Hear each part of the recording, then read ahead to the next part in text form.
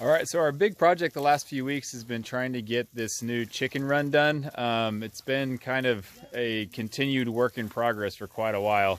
But the main issue that we were having was when we were planting in our garden, the chickens had been getting in there and digging stuff up. And so a lot of our sprouts would go really well. And then before they would start to fruit and we'd get veggies and stuff, the chickens would get in there and scratch it all up or eat the plants or the flowers. And we weren't getting very good yields. So this whole area here used to be a hoop house, a greenhouse. So we took all that PVC and we made a chicken run. So these are 10-foot PVC segments, and we put them in with our fencing panel. So this is all panel that was here when we bought the property, that they had a chicken run farther away from here.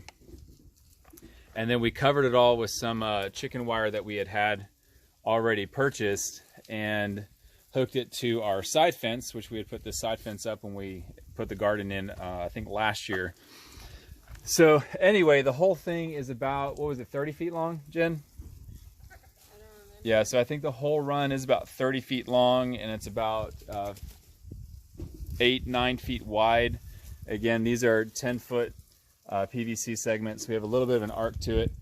And all we did was take the PVC, zip tie it to our fence, and then zip tie the chicken wire to that. So it's not particularly complicated. I'm not quite sure if it's going to work.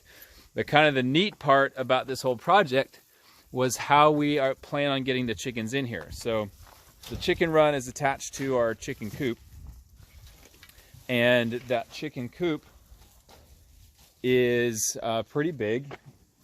And so we told you guys the story in another video. We'll link it in here to this video, so if you guys want to watch it, you can. But how this particular chicken coop came to be started with a neighbor who had an old camper RV and a rather large fire. So if you want to hear that story, we'll link that video. But let's go inside the chicken coop and I can show you what it looks like from the inside. So Fridays are our farm work days. And so we clean out the chicken coop really good. We spray it down with cleaner. We use Thieves Cleaner, which is a mixture of cinnamon, clove, and some other stuff that's good for killing bacteria. And so we scoop everything out, clean and spray it out really good, and then we put wood chips back inside. So what we've done to help the chickens get into the chicken run, which is just outside, you can see the hoops through the window there, is we cut a hole in the floor. So we had a big door right behind me. We have smaller doors which actually go to our quail coop. So we have 3 quail in there now. We had about 15. And so what we have here is a trap door in the bottom of the chicken coop. So if we need to close it up, we can pull the floor up and hook it to our hook here.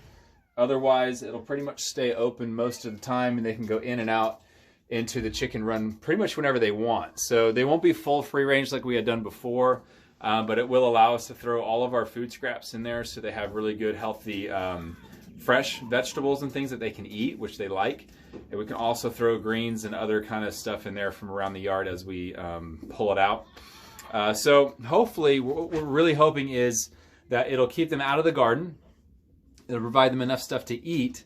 But in addition to that, it'll keep them more contained and more safe. So there are a couple potential concerns.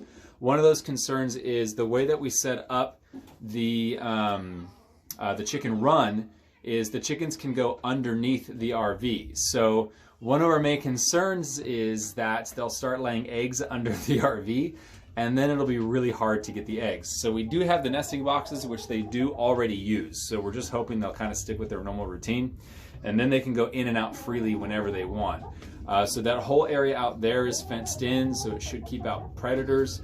The other potential concern is that if they start laying their eggs outside in the chicken run, that eventually what'll happen is that'll start attracting smaller predators like possums and raccoons, and maybe they can find a way to weasel in and grab some of our chickens or our eggs. So that'll be something we'll have to keep an eye on and probably make some adjustments on if we notice any problems moving forward. But we have 2 Great Pyrenees here on the property, and then a Aussie, an Australian Shepherd.